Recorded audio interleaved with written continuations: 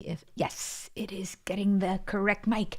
One thing is actually going according to plan today, and that is my microphone and the place where I'm doing this live today.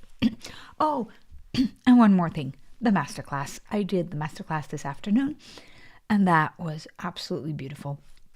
Great feedback, great Q&A. If you want to follow the masterclass, by the way, Wednesday evening is the last one for the coming period. So if you'd like to follow the masterclass, Unlock Your Inner Power, just put your email below or make sure that you're subscribed to it. But today, I wanted to talk about what we do, when things don't go to plan. And I have had one of those weekends, right? Beautiful weekend. We had an amazing Friday seminar around guilt and shame and taking up space.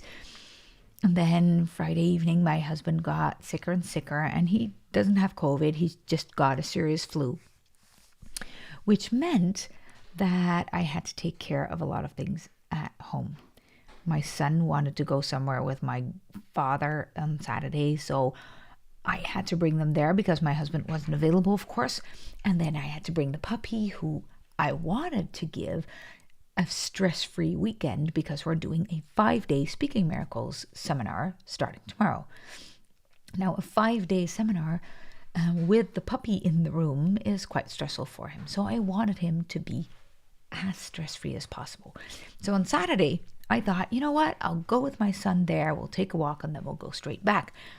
But that didn't really happen that way because where we went was a kind of a war memorial thing. And we were there, and then there were way too many people. Puppy was stressed, and there were helicopters all over the place, which is great for the puppy to get to know, but it's also a little bit stress-inducing. Then my parents said, you know what? Let's grab some French fries somewhere and have a bite to eat. And my son wanted to do that. So I said, okay, you know what? It's not going to plan anyway. Let's do that. And then today my husband was sicker than sick and I had to do everything by myself. And I still have to prepare for tomorrow for the Speaking Miracles. The interesting thing is, I think about 10 years ago, maybe 5 years ago even, this would stress me out to no end because now I have a stressed puppy, a 5-day seminar with my husband, who usually always helps me at the back of the room, not available. And the heating in the seminar room somehow broke down. So we have a cold room, a stressed puppy, and a sick husband who is normally my crew. Now that is an interesting way to start a Speaking Miracles seminar, right? And you know what?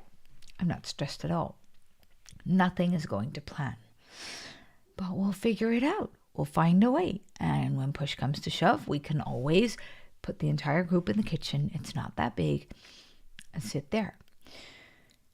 Now, 5 years ago or 10 years ago, that would have stressed me out because the kitchen isn't up to the perfectionist standards that I think a seminar room should be.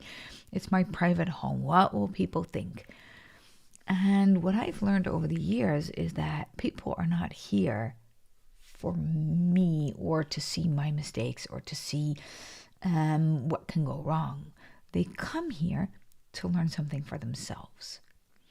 So the only thing they need me to do is to be present. That's all. And yes, of course, they want me to deliver some stuff, but that is already in my heart. I don't need to prepare for that. I need to write a few things down, but I've done this seminar a dozen times already. So I don't need to prepare the contents. What I need to prepare is my ability to be present.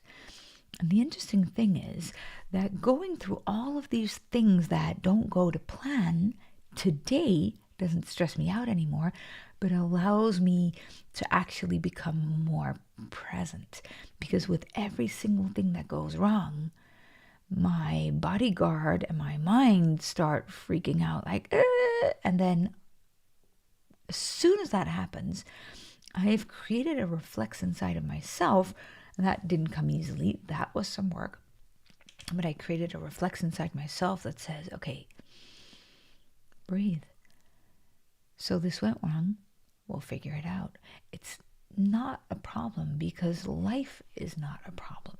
Life is here for me to be present in.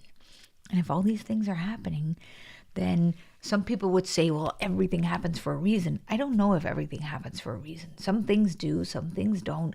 We can always, in hindsight, pretend that there was a reason. I don't know about that. But what I do know is that now that they're happening, how can I use them?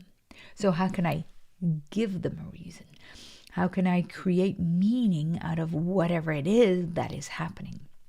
So my husband is sick, which means that he probably won't be here minimum Monday and Tuesday, but that means he'll probably not be a lot available for the group. So how can I create meaning around that? The seminar room is cold. How can we create meaning around that? This is, by the way, something I really, really think every single entrepreneur needs to learn to go with what is, to show up in what is, to stay present with what is, not try to change everything all the time. And yeah, sometimes we need to do something. My husband is right now sending WhatsApp messages to the plumber because it would be ideal if the heating was fixed tomorrow. But stressing out over it will not help anybody or anything. And if all the heating in the entire house breaks down, then we'll sit outside around the campfire. So it's not so much that we don't need to fix things or don't need to respond to whatever is going on. And we don't need to make certain that things get better. We do. But we for sure cannot allow them to pull them out, to allow them to have them pull us out of our presence, because that means we'll miss very important signals. Tomorrow the group is coming here. I need to find a way to host them so that their learning will actually be held in the right space. That's all I need to do. There are a gazillion ways of doing that.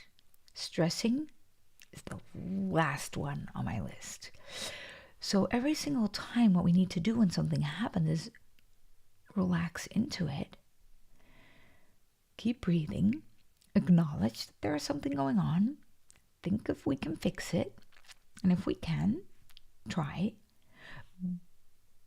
But also stay present. Presence first, then solutions.